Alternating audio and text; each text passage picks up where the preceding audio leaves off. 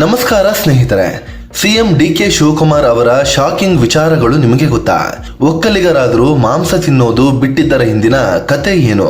ಮಕ್ಕಳು ರಾಜಕೀಯಕ್ಕೆ ಬರೋದು ಬೇಡ ಅಂತಿರೋದು ಯಾಕೆ? ಮಗನನ್ನ ಲಾಯರ್ ಓದಿಸ್ತಿರೋದು ಯಾಕೆ ಗೊತ್ತಾ?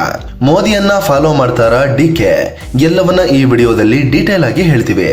ಅದಕ್ಕೂ ಮುನ್ನ ನೀವಿನ್ನೂ ನಮ್ಮ ಚಾನಲ್ಗೆ ಸಬ್ಸ್ಕ್ರೈಬ್ ಆಗಿಲ್ಲ ಅಂದ್ರೆ ಈಗಲೇ ಆಗಿ ನಮಗೆ ಸಪೋರ್ಟ್ ಮಾಡಿ. ನಿಮ್ಮ ಬೆಂಬಲ ನಮಗೆ ತುಂಬಾ ಮುಖ್ಯ. ಮಾಂಸಾಹಾರ ತಿನ್ನೋದೇ ಇಲ್ಲ.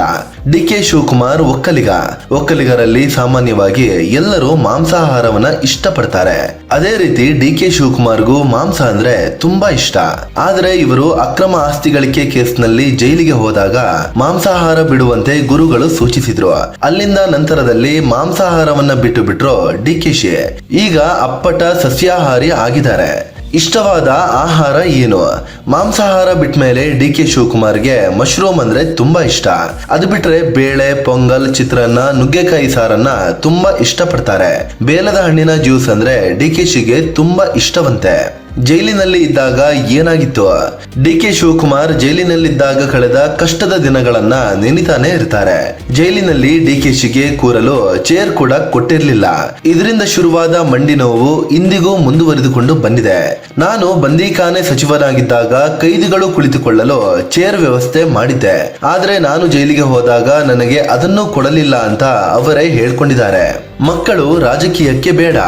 ನನ್ನ ಮಕ್ಕಳು ರಾಜಕೀಯಕ್ಕೆ ಬರೋದು ನನಗೆ ಇಷ್ಟವಿಲ್ಲ ಅಂತ ಡಿಕೆ ಶಿವಕುಮಾರ್ ಹೇಳ್ಕೊಂಡಿದ್ದಾರೆ. ರಾಜಕೀಯಕ್ಕೆ ಬಂದು ನಾನು ಸಾಕಷ್ಟು ಹಿಂಸೆ ಅನುಭವಿಸಿದ್ದೀನಿ. ನಾನು ಅನುಭವಿಸಿದ್ದು ನನಗೇ ಇರಲಿ. ನನ್ನ ಮಕ್ಕಳು ಕೂಡ ಇದೇ ಹಿಂಸೆಯನ್ನ ಅನುಭವಿಸೋದು ಬೇಡ. ಹೀಗಾಗಿ ಮಕ್ಕಳು ರಾಜಕೀಯಕ್ಕೆ ಬರೋದನ್ನ ನಾನು ಬೆಂಬಲಿಸೋದಿಲ್ಲ ಅಂತ ಡಿಕೆ ಶಿವಕುಮಾರ್ ಹೇಳಿದ್ದಾರೆ. ಮಗನನ್ನ ಲಾಯರ್ ಮಾಡ್ತಿರೋದು ಯಾಕೆ? ಮಗ 10ನೇ ಕ್ಲಾಸ್ ಮತ್ತು PUCಯಲ್ಲಿ 99% ಮಾರ್ಕ್ಸ್ ತಗೊಂಡಿದ್ದಾರೆ. ಆದ್ರೂ ಅವರನ್ನ ಡಿಕೆ ಶಿವಕುಮಾರ್ LLB ಮಾಡಿಸ್ತಿದ್ದಾರೆ. ಅಂದ್ರೆ ಲಾಯರ್ ಮಾಡ್ಬೇಕು ಅಂತ ಕನಸು ಕಂಡಿದ್ದಾರೆ.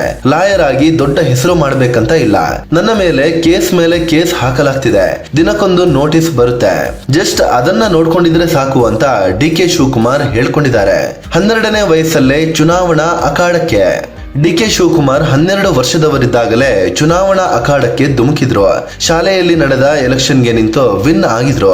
ಆಗಿಂದಲೂ ತಾನು ಲೀಡರ್ ಆಗ್ಬೇಕು ಅಂತಲೇ ಫ್ರೆಂಡ್ಸ್ ಬಳಿಯೆಲ್ಲ ಹೇಳಿಕೊಂಡು ಬಂದಿದ್ರು. ನಂತರ ಕಾಲೇಜು ದಿನಗಳಲ್ಲಿ ಇವರಿಗೆ ಎಲ್ಲರೂ ನೀನು MLA ಆಗ್ತೀಯಾ ಅಂತ ಹೇಳ್ತಿದ್ರು. ಅದು ಕೆಲವೇ ವರ್ಷಗಳಲ್ಲಿ ನಿಜ ಕೂಡ ಆಗಿತ್ತು. ಡಿಕೆಶಿಗೆ ಸಪೋರ್ಟ್ ಮಾಡಿದ್ರು ಬಂಗಾರಪ್ಪ. ಒಂದು ಟೈಮಲ್ಲಿ ಡಿಕೆ ಶಿವಕುಮಾರ್ ಮತ್ತು ಅನಂತ್ ಕುಮಾರ್ ಎದುರಾಳಿಗಳಾಗಿದ್ರು. ಆದ್ರೂ ಕೂಡ ಸ್ಟೂಡೆಂಟ್ ಲೀಡರ್ ಆಗಿದ್ದ ಡಿಕೆಶಿಗೆ ಟಿಕೆಟ್ ಸಿಕ್ಕಾಗ ಬಿಜೆಪಿ ನಾಯಕರಾಗಿದ್ದ ಅನಂತ್ ಕುಮಾರ್ ಕೂಡ ಖುಷಿ ಪಟ್ಟಿದ್ರು. ಡಿಕೆ ಶಿವಕುಮಾರ್ ಆರಂಭಿಕ ರಾಜಕಾರಣ ಮಾಡುವಾಗ 10 ವರ್ಷಗಳ ಕಾಲ ಜನರಲ್ ಹಾಸ್ಟೆಲ್ ನಲ್ಲಿ ಇದ್ರು. ಅಂದ್ರೆ MLAಗಳು MP ಗಳು ಉಳಿದುಕೊಳ್ತಿದ್ದ ಜಾಗದಲ್ಲಿ ಡಿಕೆ ಶಿವಕುಮಾರ್ ಉಳಿದುಕೊಳ್ತಿದ್ರು. ಆಗಿನ ಕಾಲಕ್ಕೆ ದೊಡ್ಡ ಲೀಡರ್ ಎನಿಸಿಕೊಂಡಿದ್ದ ಬಂಗಾರಪ್ಪ ಕೂಡ ಡಿಕೆ ಶಿವಕುಮಾರ್ಗೆ ಆಶ್ರಯ ಕೊಟ್ಟಿದ್ರು. ನಂತರದಲ್ಲಿ ಬಂಗಾರಪ್ಪ CM ಆದಾಗಲೇ ಡಿಕೆ ಶಿವಕುಮಾರ್ ಮೊದಲ ಬಾರಿಗೆ ಮಂತ್ರಿಯಾಗಿದ್ದು ಕೂಡ ಗಮನಾರ್ಹ. ಹೆಂಡತಿ ಬಗ್ಗೆ ಡಿಕೆಶಿ ಹೇಳೋದೇನು?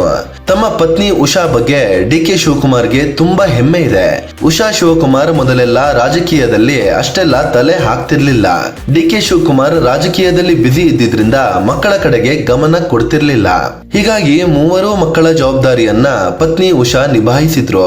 ಅವರ ಶಿಕ್ಷಣ ಬೇಕು ಬೇಡಗಳ ಬಗ್ಗೆ ನಿರ್ಧರಿಸಿದ್ದು ಕೂಡ ಅವರೇ. ಆದ್ರೆ ಡಿಕೆ ಶಿವಕುಮಾರ್ ಜೈಲಿಗೆ ಹೋಗಿ ಬಂದ ಬಳಿಕ ಉಷಾ ಶಿವಕುಮಾರ್ ಹೆಚ್ಚಾಗಿ ಟಿವಿ ನೋಡ್ತಾರಂತೆ. ರಾಜಕೀಯದಲ್ಲಿ ಇಂಟ್ರೆಸ್ಟ್ ತೋರಿಸ್ತಿದ್ದಾರೆ, ಅರ್ಥ ಮಾಡ್ಕೊಳ್ತಿದ್ದಾರೆ ಅಂತ ಡಿಕೆ ಶಿವಕುಮಾರ್ ಹೇಳ್ಕೊಂಡಿದ್ದಾರೆ. ಸಿನಿಮಾ ನೋಡಲ್ಲ, ಬುಕ್ ಓದಲ್ಲ. ರಾಜಕೀಯದಲ್ಲಿ ಡಿಕೆ ಶಿವಕುಮಾರ್ ಎಷ್ಟು ಬ್ಯುಸಿ ಆಗಿದ್ದಾರೆ ಅಂದ್ರೆ ಅವರು ಯಾವುದೇ ಪುಸ್ತಕವನ್ನ ಓದೋದಿಲ್ಲವಂತೆ. ಆದ್ರೆ ನ್ಯೂಸ್ ಪೇಪರ್ ಮಿಸ್ ಮಾಡದೆ ಓದ್ತೀನಿ, ಜೊತೆಗೆ ಅನುಭವದ ಮೇಲೆ ಒಂದೆರಡು ಮಾತಾಡ್ತೀನಿ ಅಂತ ಅವರೇ ಹೇಳ್ಕೊಂಡಿದ್ದಾರೆ. ಅದೇ ರೀತಿ ಸಿನಿಮಾ ನೋಡದೆ ಅದೆಷ್ಟೋ ವರ್ಷಗಳೇ ಕಳೆದು ಹೋಗಿವೆ ಅಂತೆ. ಮೋದಿನ ಫಾಲೋ ಮಾಡ್ತಿದ್ದಾರಾ ಡಿಕೆ ಶಿವಕುಮಾರ್ ಹೆಚ್ಚಿನ ವಿಚಾರಗಳಲ್ಲಿ ಪ್ರಧಾನಿ ಮೋದಿಯನ್ನ ಫಾಲೋ ಮಾಡ್ತಿದ್ದಾರೆ. ಡಿಕೆ ಶಿವಕುಮಾರ್ CM ಪದಗ್ರಹಣ ಸಮಾರಂಭದ ವೇದಿಕೆಯಲ್ಲಿ ಅಡ್ಡ ಬಿದ್ದು ನಮಸ್ಕರಿಸಿದ್ರು. CM ಆಗಿ ವಿಧಾನಸೌಧ ಕಚೇರಿಗೆ ಹೋಗುವಾಗಲೂ ಅಡ್ಡ ಬಿದ್ದು ನಮಸ್ಕಾರ ಮಾಡಿ ನಂತರ ಒಳಗೆ ಹೋಗಿದ್ರು. ಮೋದಿ ಕೂಡ ಪ್ರಧಾನಿ ಆದಾಗ ಇದೇ ರೀತಿ ಮಾಡಿದ್ರು. ಪ್ರಧಾನಿ ಮೋದಿ ರೀತಿಯಲ್ಲೇ ಡಿಕೆ ಕೂಡ ನಾನು ಜನರ ಸೇವಕ ಅಂತ ಹೇಳ್ಕೊಂಡಿದ್ದಾರೆ. ಈ ಹಿಂದೆ ಮೋದಿ ಪ್ರಧಾನಿ ಆದಾಗ ತಮ್ಮ ತವರು ಕ್ಷೇತ್ರದಲ್ಲಿ ರೋಡ್ ಶೋ ನಡೆಸಿದ್ರು. ಅದೇ ರೀತಿ ಡಿಕೆ ಶಿವಕುಮಾರ್ ಕೂಡ CM ಆದ ಬಳಿಕ ತಮ್ಮ ಕ್ಷೇತ್ರ ಕನಕಪುರದಲ್ಲಿ ರೋಡ್ ಶೋ ನಡೆಸಿದ್ರು. ಬಳಸಿದ್ರು. ಅಷ್ಟೇ ಅಲ್ಲ, ಮಾಧ್ಯಮಗಳನ್ನ ಹ್ಯಾಂಡಲ್ ಮಾಡೋದು, ರಾಜಕೀಯ ತಂತ್ರಗಾರಿಕೆ ಎಲ್ಲದರಲ್ಲೂ ಮೋದಿಯನ್ನ ಡಿ.ಕೆ. ಶಿವಕುಮಾರ್ ಅನುಕರಣೆ ಮಾಡ್ತಿರೋದನ್ನ ನೋಡಬಹುದು. ಸ್ನೇಹಿತರೆ, ಇದು ಸಿಎಂ ಡಿ.ಕೆ. ಶಿವಕುಮಾರ್ ಅವರ ಕುರಿತು ಕೆಲವೊಂದು ಶಾಕಿಂಗ್ ವಿಚಾರಗಳನ್ನ ತಿಳಿಸಿಕೊಡುವ ಪ್ರಯತ್ನ. ಈ ಬಗ್ಗೆ ನಿಮ್ಗೆ ಏನನ್ಸುತ್ತೆ ಕಾಮೆಂಟ್ ಮಾಡಿ ನಿಮ್ಮ ಅಭಿಪ್ರಾಯವನ್ನ ತಿಳಿಸಿ. ಹಾಗೆ ನೀವಿನ್ನೂ ನಮ್ಮ ಚಾನಲ್ಗೆ ಸಬ್ಸ್ಕ್ರೈಬ್ ಆಗಿಲ್ಲ ಅಂದ್ರೆ ಈಗಲೇ ಆಗಿ ನಮ್ಗೆ ಸಪೋರ್ಟ್ ಮಾಡಿ. ನಿಮ್ಮ ಬೆಂಬಲ ನಮಗೆ ತುಂಬಾ ಮುಖ್ಯ. ಧನ್ಯವಾದ.